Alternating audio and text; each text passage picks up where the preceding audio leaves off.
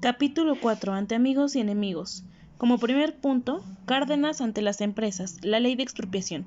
Si bien sabemos, todos los recursos que son extraídos de nuestro país son y están en manos de los extranjeros, y estos abusaban de dicho beneficio, que mismos los trabajadores les brindaban, por lo que se provocan conflictos, los cuales están a favor de los trabajadores. Es ahí que cuando las empresas se percatan de estos conflictos, empiezan a intimidar a los trabajadores, en especialmente las compañías petroleras. Cárdenas decide dar inicio a la ley de expropiación, modificando el artículo 27 constitucional. Cuando el presidente decide presentar esta ley a todas las empresas, algunas confederaciones mexicanas se unen a las ideales de los extranjeros. Sin embargo, Cárdenas toma el papel de mediador e intenta que estos conflictos se den mediante una solución mejor o más justa para las ambas partes. De esta manera, los campesinos podrían identificar los costos del petróleo que se exportaba a Estados Unidos. De igual manera, Cárdenas en ese momento ordena que se haga una investigación a la contabilidad de todas estas compañías petroleras para que el beneficio de las ganancias se diera a ambos países. Como segundo punto, Cárdenas frente a la resistencia agraria, la ley de amnistía. Si bien sabemos, Cárdenas empieza a hacer una serie de cambios benéficos para los campesinos y el pueblo. Entonces encontramos que hay individuos o actores que se oponen al cambio. Se levantan en armas los campesinos para defender su postura y todas las tierras y sus derechos que les pertenecían. A base de esto, Cárdenas, en el año de 1937, decreta la ley de amnistía, la cual beneficiaría a quienes habían cometido actos en contra de las autoridades en el año de 1992. A través de esto, se dice que en ese momento se vivió una paz orgánica, pues se buscaba una justicia sin delinquir. Esta ley pudo mejorar la condición del pueblo y también Cárdenas aplicó lo de su plan sexenal para que todos y todas tuvieran voz y voto. Como tercer punto, Cárdenas, un primer balance. Durante sus 2 primeros años de gobernar, Lázaro Cárdenas cumple uno de sus objetivos, la creación de 1949 escuelas rurales, las cuales brindaban educación de calidad a todos los niños, niñas, jóvenes y adultos. De igual manera, aumentó el presupuesto educativo. El reparto agrario seguía en función. Todo este tipo de listado que tuvo Lázaro Cárdenas durante sus primeros años de gobierno benefició mucho a los campesinos. De igual manera, hizo que Cárdenas se ganara un respeto y que se viera que ahora se veía un aire de libertad. Se escuchaba que todos tenían sus derechos y no les robaban nada. Dentro de este punto nos habla sobre la expropiación. Todos los dueños de las empresas empiezan a reducir el ritmo de producción. ¿Por qué? Porque Cárdenas empieza lo que es la ley de expropiación. Entonces, por temor a ser expropiados, empiezan a reducir su ritmo de producción y empiezan a tratar de que los trabajadores tuvieran menos trabajo y estuvieran más horas en cuestión de la producción.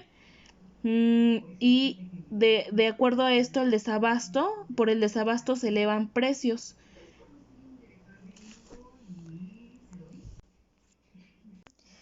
Como cuarto punto, el surgimiento de una oposición legal, que nos quiere decir que es cuando empiezan a formarse partidos políticos que son independientes del gobierno.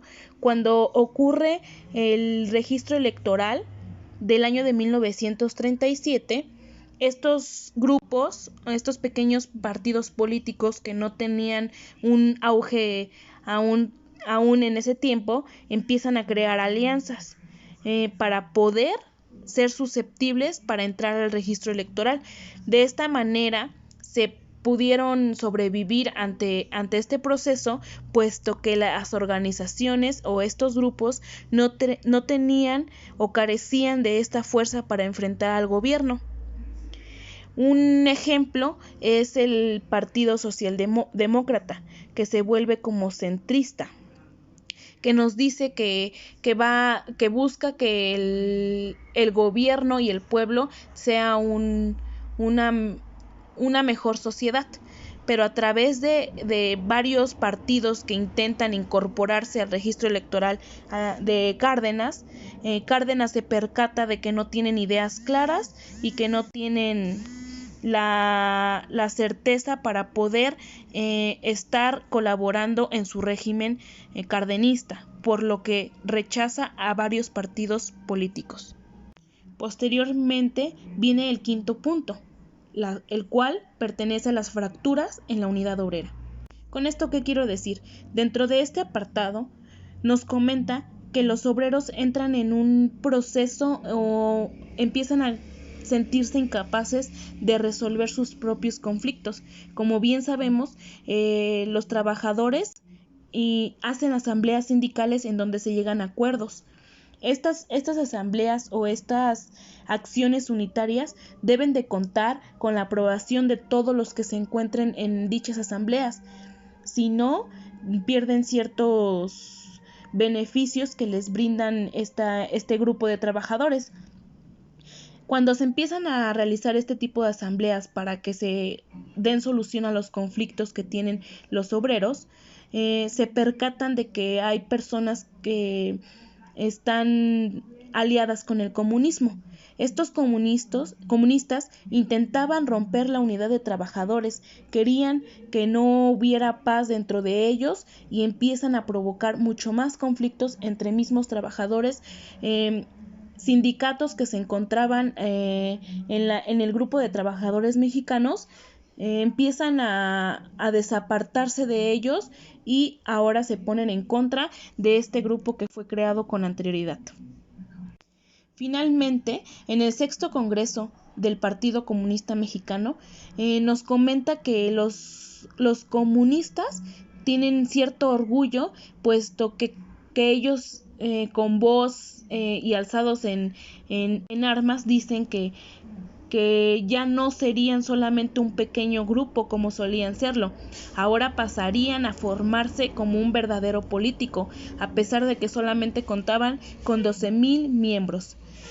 Empiezan a aliarse obreros, campesinos y los proletariados para que esto no tuviera cierta auge en los comunistas, pero se da la sorpresa de que sí se crea el partido político y empieza la distribución comunista en diferentes estados, como en Aguascalientes los núcleos comunistas eran los maestros en Campeche, los campesinos y maestros, y así sucesivamente, Coahuila, Chihuahua, DF, Durango, Guanajuato, Guerrero, Hidalgo, Jalisco, etc. Entonces, los comunistas logran impactar en este tiempo y logran tener una gran polémica dentro y fuera del gobierno, en donde la mayor parte de la influencia era a la acción de los maestros, y había logrado construir núcleos muy bien organizados por terceras partes de los estados del país.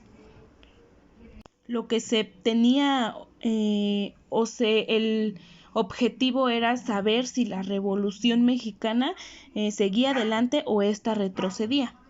Entonces vemos cómo la autora nos habla de aspectos que no nos cuentan en cualquier otro libro, aspectos de lo que vive el obrero, de toda esta cuestión de los partidos políticos que tratan de influir para afectar al gobierno y que no se siga produciendo el respeto al pueblo.